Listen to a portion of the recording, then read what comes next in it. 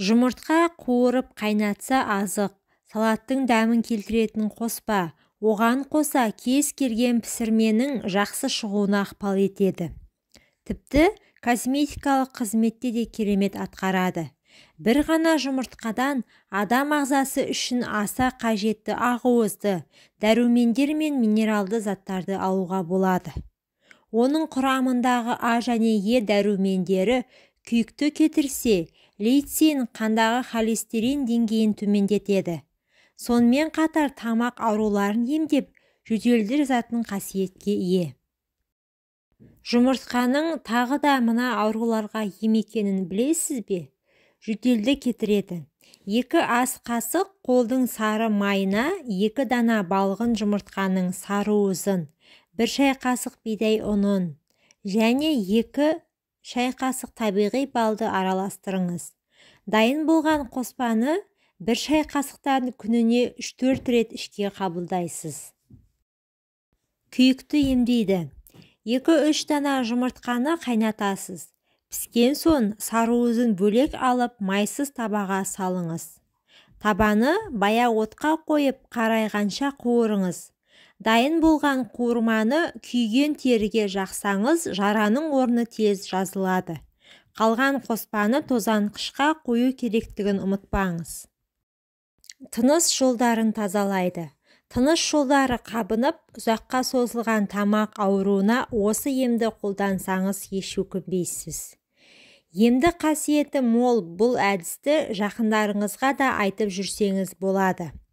Қоспаны дайындау үшін 10 дана жұмыртқаның қабығын жинақтап, жақсылап ұнтақтайсыз.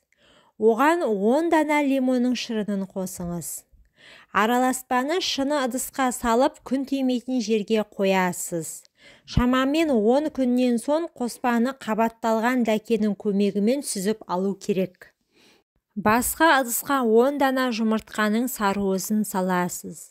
Оған 10 ас қасық секер қосып мұқият көпіршітесіз. Қант еріген кезде сарыуызды 1 бөтелке коньякпен араластырасыз. Енді жұмыртқаның ұнтағы мен коньякты араластырасыз. Дайын болған емді қоспаны 1 ас қасықтан күніне 3 рет қабылдайсыз. Емді тамақтанудан 30 минут бұрын жүргізу керек. Тұмауды кетіреді. 500 мл жылы сүтке 1 дана шикі жұмыртқаны саласыз. Оған 1 шай қасық бал мен 1 шай қасық сары май араластырыңыз. Қоспаны мұқият араластырып алып, жатар кезде ішсеңіз жөтел сап тыйылады. Таңертең тұмаудан да, суықтан да құтыласыз. Бойыңызды тіктеп, сергек қалпыңызға келесіз. Буын ауруынан біржолата құтыласыз. 1 дана жұмыртқаны қайнатасыз. Піскен кезде сарыуызын алып, 2-ге бөліңіз. Енді жарты сарыуызды шанышқының көмегімен езесіз. Кенде ыдысқа 1 стакан тазартылған күнбағыс майын құйып, оған сіріңкенің қорабындай көлемдегі ара балауызын қосыңыз. Ыдысты баяу отқа қойып, балауыз ергенше қозғап тұрыңыз.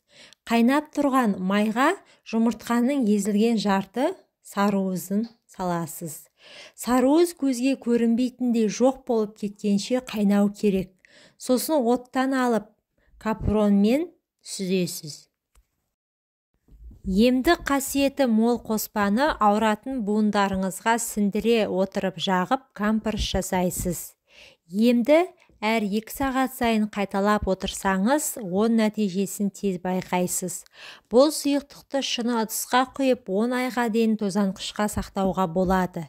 Ескерту: халық емін қолданбас бұрын міндетті түрде дәрігермен кеңесіп алыңыз. Назарларыңызға рахмет. Менің каналыма тіркеліп, видеоға лайк басуды ұмытпаңыздар, пайдаларыңызға жарасын.